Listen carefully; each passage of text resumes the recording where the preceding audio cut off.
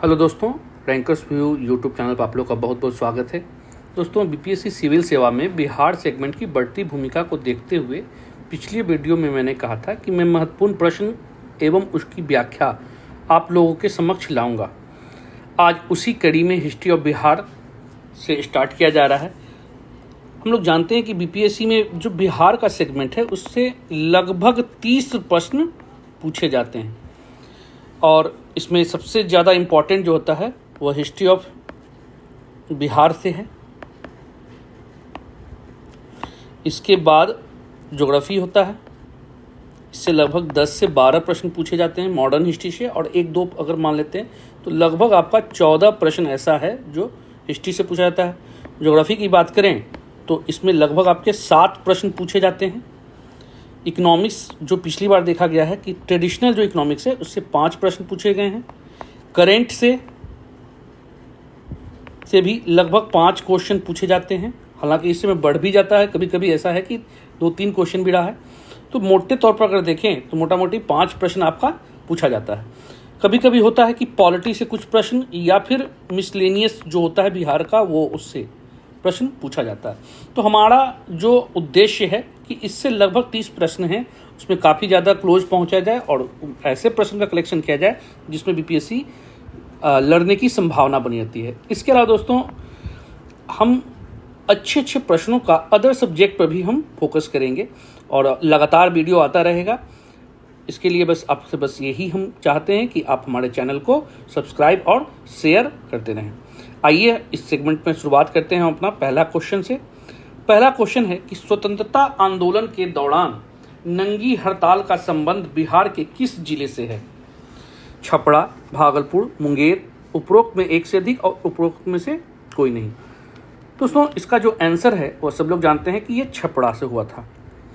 हुआ क्या था कि सबने अवज्ञा आंदोलन सभी लोग जानते हैं कि 1930 में हुआ था, जो महात्मा गांधी के नेतृत्व में लाया गया था।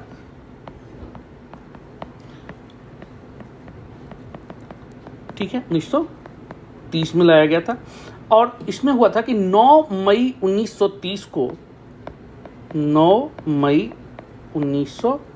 को बिहार प्रदेश कांग्रेस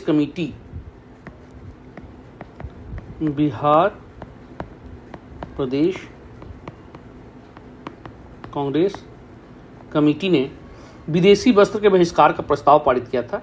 छपरा के जेल कैदियों ने विदेशी वस्त्र को पहनने से इनकार कर दिया और स्वदेशी वस्त्र की मांग की थी, और जब तक स्वदेशी वस्त्र नहीं मिले तब तक ये लोग नंगे रहने का निश्चय किया था। इसे ही हम लोग नंगी हड़ताल के रूप में जानते हैं। ठीक है, नेक्स्ट प्रश्न है हमारा, मगध के किस शासक ने 50,000 ग्राम भोजकों की एक सभा बुलाई थी? ऑप्शन से आपके पास अजातशत्रु, महापद्मनंद, बिंबिसार, उपरोक्त में एक से अधिक और उपरोक्त में से कोई नहीं। दोस्तों इसका जो आंसर है वह है आपका बिंबिसार। हम लोग जानते हैं कि मगध के प्रथम ऐतिहासिक, याद रखिएगा, प्रथम ऐतिहासिक मतलब ऐसा होता है जिसका लिखित प्रमाण है। ऐतिहासिक वंश के रूप में आपका हड़यक वंश आता है और इस हड़यक वंश की स्थापना करने का श्रेय बिंबिसार को ही जाता है।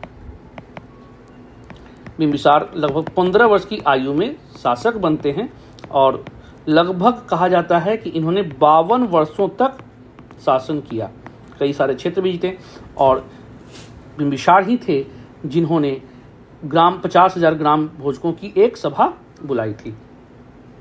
आइए हमारा नेक्स्ट प्रश्न है कि सुभाष चंद्र बोस द्वारा सिंगापुर में provisional government of Azad Hind नामक प्रांतीय सरकार का गठन किया था। उस मंत्रिमंडल में बिहार के कौन शामिल थे?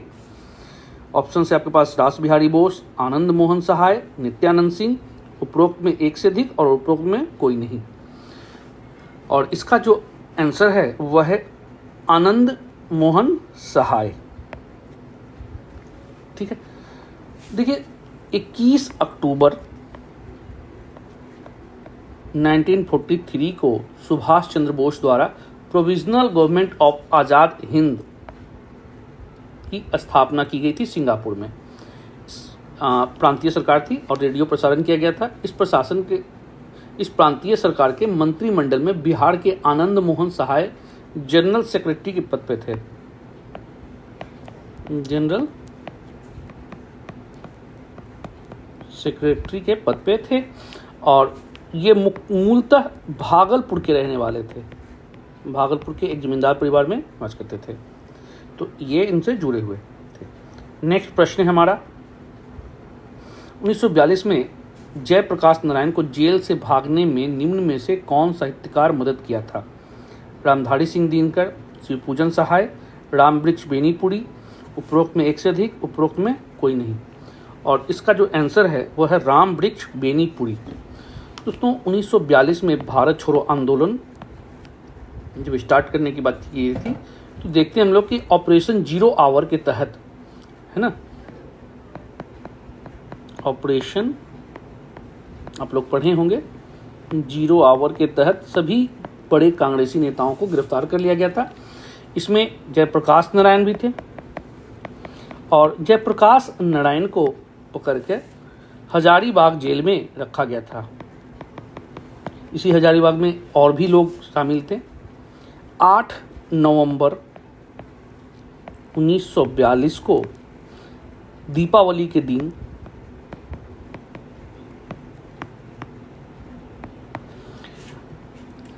जयप्रकाश नारायण, योगेंद्र शुक्ल, सूर्यनारायण सिंह, गुलाली प्रसाद, रामानंद सिंह, इन लोगों ने जेल की दीवार लांघकर भाग निकले। इसमें प्रसिद्ध साहित्यकार रामवृक्ष बेनीपुरी जो हैं वो भी कैद थे। इन्होंने ही इन लोगों को भागने में मदद भी की थी। तो ये आंसर हो गया रामवृक्ष बेनीपुरी। नेक्स्ट प्रश्न देखते हैं हमारा, होम रूल आंदोलन के दौरान जब एनी बेसेंट पटना आई थी तब किसके आवास पर ठहरी थी? ऑप्शन है सच्चिदानंद सिन्हा, पूर्णेंदु नारायण सिंह, मजहरुल हक, उपरोक्त में एक से अधिक, उपरोक्त में से कोई नहीं। और इसका आंसर है पूर्णेंदु नारायण सिंह। हम लोग जानते हैं कि सितंबर 1916 में एनी बेसेंट ने Akhil Bharatiya home rule league की स्थापना की थी। तिलक जी भी किए थे, लेकिन तिलक जी का अप्रैल में था और एनी बेसेंट का लगभग पूरा भारत क्षेत्र था और इन्होंने Akhil Bharatiya home rule league की स्थापना की थी। और पटना के बांकीपुर में भी, पटना के बांकीपुर में देखते हैं कि 16 दिसंबर 1916 में होम रूल लीग की स्थापना होती है और इसके प्रसार के लिए 18 अप्रैल 1918 को एनी बेसेंट पटना आती हैं और पूर्णेंदु नारायण सिंह के, सिंह ये या सिन्हा है, इनका मिसप्रिंट थोड़ा हुआ लिखने में, सिन्हा, पूर्णेंदु नारायण सिन्हा के आवास पर ठहरी थी। आइए नेक्स्ट प्रश्न है, भारतीय राष्ट्रीय कांग्रेस के किस अधिवेशन में पहली बार बिहार के लोग शामिल हुए थे? प्रथम, द्वितीय, तृतीय, उपरोक्त में एक से अधिक और उपरोक्त में से कोई नहीं। दोस्तों हम लोग जानते हैं कि भारतीय राष्ट्रीय कांग्रेस की स्थापना जो है 1885 में बम्बई में हुआ था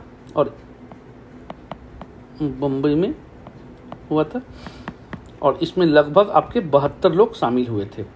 इसमें कोई भी भारतीय नहीं थे। जब द्वितीय अधिवेशन हुआ, इसका सेकेंड अधिवेशन कोलकाता में, या भी उसमें कलकत्ता कह सकते हैं, कलकत्ता में हुआ था। इसमें लगभग 434 लोग शामिल हुए थे। ये सब बड़े प्रश्न भी पूछता है। 400। इसके अध्यक्ष जो थे दादा भाई नौरोजी बने थे, दादा भाई नौरोजी। और इसी अधिवेशन में पहली बार बिहारी लोग शामिल हुए थे। पहली बार बिहार के लोग, बिहार की जनता या लोग जो भी हो शामिल हुए थे। ठीक है, आइए नेक्स्ट प्रश्न देखते हैं। बिहार प्रादेशिक कांग्रेस कमेटी द्वारा गठित तिलक स्वराज कोष समिति के संयोजक कौन थे? ऑप्शन है आपके पास मजरूल हक, श्री कृष्ण सिंह, अनुग्रह नारायण सिंह, उपरोक्त में एक से अधिक और उपरोक्त में से कोई नहीं। और इसका जो सही आंसर है वह है बी, श्री कृष्ण सिंह। दोस्तों, अगस्त हम लोग जानते हैं कि असहयोग आंदोलन जब होना था उसी दिन 1 अगस्त 1920 को तिलक जी की मृत्यु हो जाती है। और कांग्रेस द्वारा देखते हैं कि इसमें तिलक स्वराज फंड की स्थापना होती है। बिहार प्रादेशिक कांग्रेस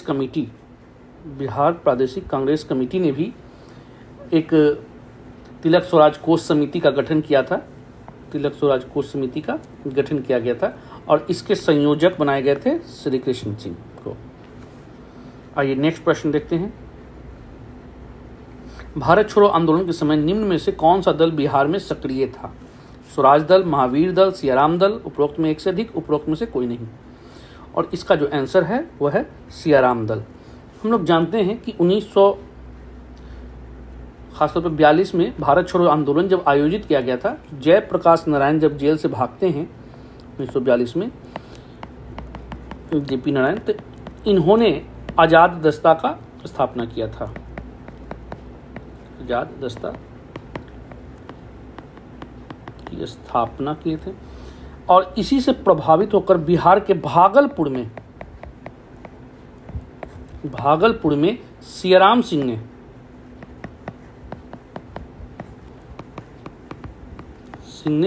सियाराम दल की स्थापना किया। सियाराम दल की स्थापना किया और कहा था कि इन्होंने काफ़ी ज़्यादा अंग्रेजों को परेशान किया था और समानांतर सरकार की स्थापना भी कई जगह पर की थी। आइए नेक्स्ट प्रश्न हमारा है, निम्नलिखित हिंदुस्तान सोशलिस्ट रिपब्लिकन आर्मी से जुड़े सदस्यों में कौन बिहार से संबंधित थे? फणींद्रनाथ घोष, शिव वर्मा, विजय कुमार सिन्हा, उपरोक्त में एक से अधिक और उपरोक्त में से कोई नहीं।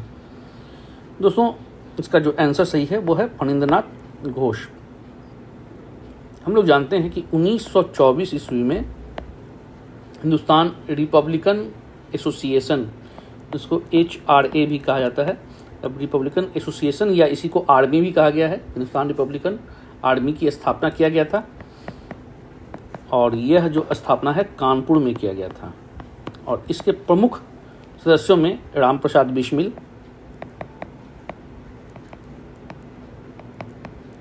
बिस्मिल थे, योगेंद्र नारायण चटर्जी थे,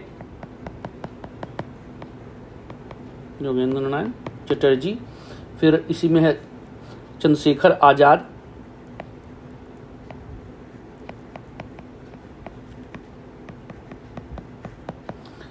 ठीक है, सचिंद्र नाथ सान्याल,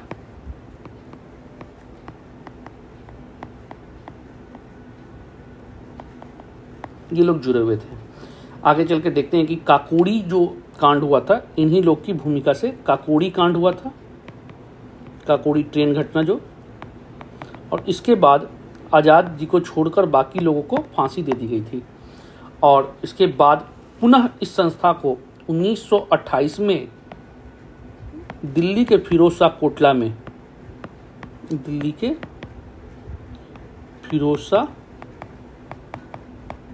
कोटला में पुनर्स्थापित किया गया था, जिसमें भगत सिंह भी जुड़ते हैं और इसका नाम जो है हिंदुस्तान सोशलिस्ट रिपब्लिकन आर्मी कर दिया गया।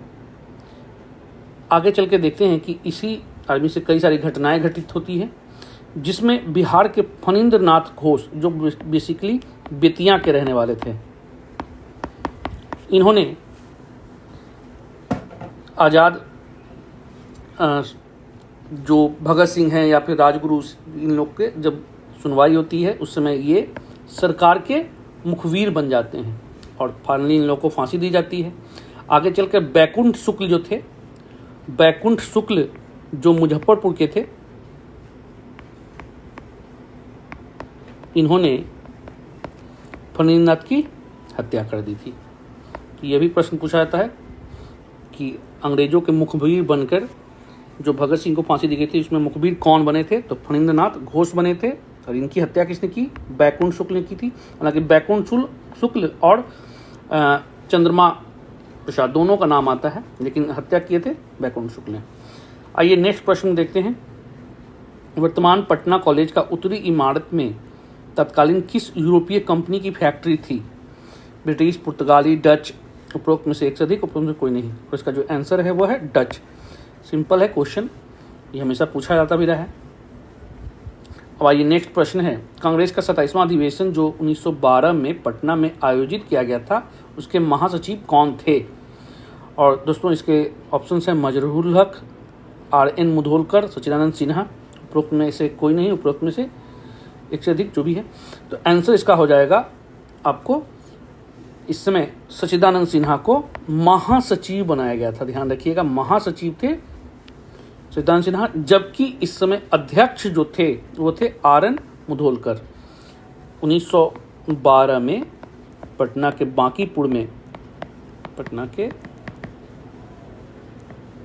बांकीपुर में अधिवेशन किया गया था। अध्यक्ष RN मुधोलकर थे। और इसकी विशेषता दो चीज़ों में रही है। एक कि पहली बार जवाहरलाल नेहरू का जो कांग्रेस में प्रवेश होता है, इसी समय हुआ था, कांग्रेस में प्रवेश होता है। और दूसरा इंपॉर्टेंट है कि A.O. ह्यूम को कांग्रेस का पिता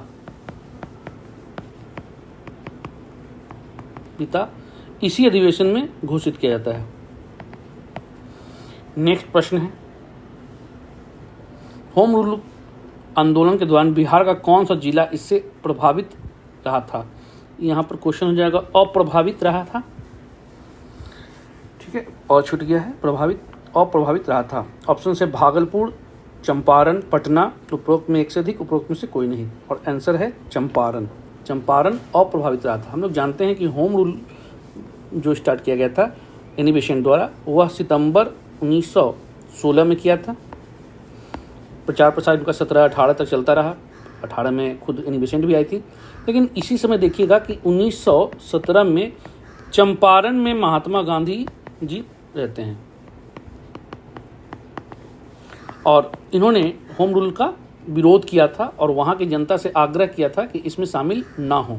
तो इसलिए चंपारण एक बिहार का ऐसा क्षेत्र था जो होम रूल लीग आंदोलन से अप्रभावित रहा था।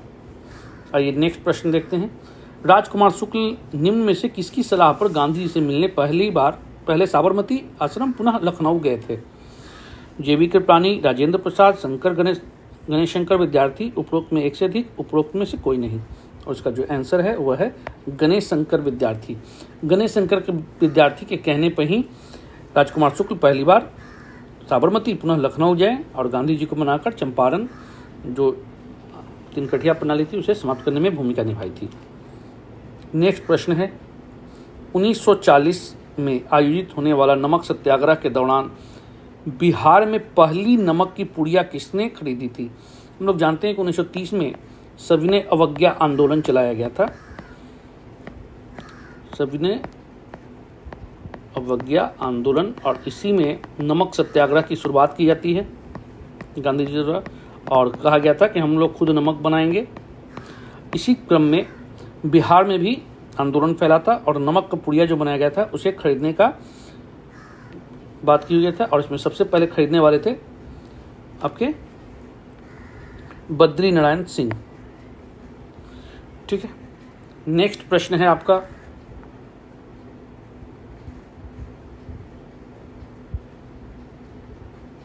व्यक्तिगत सत्याग्रह के आह्वान के पश्चात बिहार में द्वितीय सत्याग्रही कौन थे?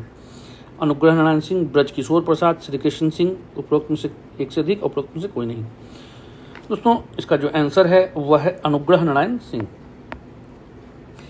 1940 में हम लोग जानते हैं कि बिहार के रामगढ़, तत्कालीन बिहार अभी झारखंड में पड़ता है, रामगढ़ में कांग्रेस का वार्षिक अधिवेशन हुआ। ठीक है, और इस अधिवेशन, यह 53वां अधिवेशन था, ये भी पूछता है, ध्यान रखिएगा। 53वां अधिवेशन था। इसी अधिवेशन में महात्मा गांधी ने व्यक्तिगत सत्याग्रह की बात कही, स्टार्ट किया जाएगा। और भारत में देखते हैं तो विनोबा भावे प्रथम बनते हैं, और बिहार में प्रथम जो थे वह श्री कृष्ण सिंह बनते हैं, और द्वितीय जो व्यक्तिगत सत्याग्रह किया गया था उस तरह ही अनुग्रह नारायण सिंह थे, अनुग्रह नारायण सिंह। तो इस प्रकार देखते हैं दोस्तों कि हमारा 15 जो इम्पोर्टेंट प्रश्न है वो आज पूरा हुआ। आप उम्मीद करते हैं कि आप लोग लगभग क्वेश्चन का आंसर लगा लिए होंगे, अगर नहीं तो इससे बहुत कुछ सीखने को मिला होगा, व्याख्या से भी। और इसी तरह हम लोग नेक्स्ट वीडियो भी लाते रहेंगे जल्दी ही। ठीक है, नेक्स्ट वीडियो में मिलते हैं। Okay, thank you.